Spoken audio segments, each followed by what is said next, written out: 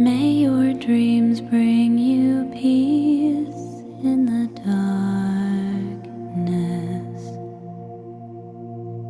May you always rise over the rain.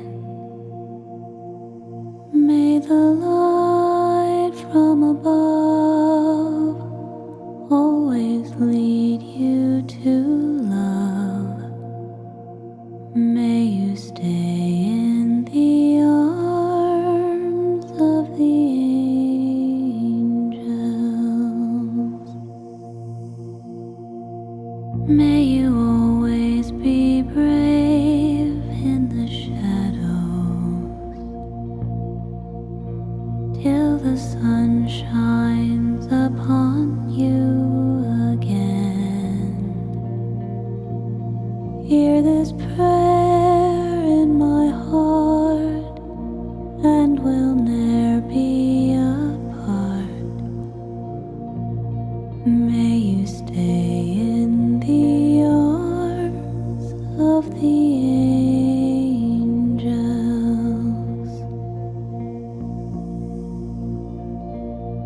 May you hear every song in the forest, and if ever you lose your own way, hear my voice like a breeze, whisper soft through the trees.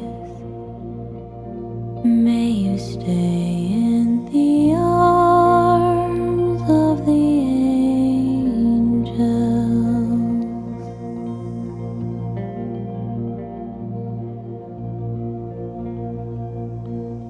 May you grow up to stand as a man, love, with the pride of your family and name. When you lay down your head or to rest in your bed, may you stay in the arms of the angels.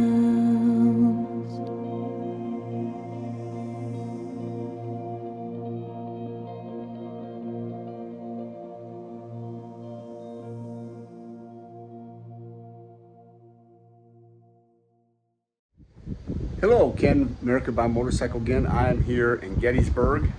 The other day I was in Washington, D.C., kind of doing an American tour. And I've been here once before in 2019. I was on my way actually to Atlantic City area for a martial art event.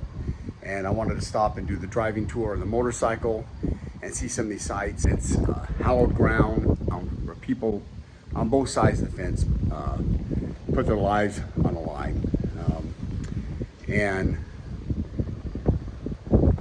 I hope we don't end up ever in this situation again as a country. Over 500,000 men, some were boys, who died in this war, fighting for a cause they believed in. Many people in the South were fighting for their homes, even though the Confederate Declaration does state slavery as an issue. And in this modern world, what makes America unique is that slavery was all over the world and always has been. Every major country, every major tribe has had slaves. Is that we fought a war to end it, and that's often lost, and it was paid for by blood on both sides. It's important to remember that.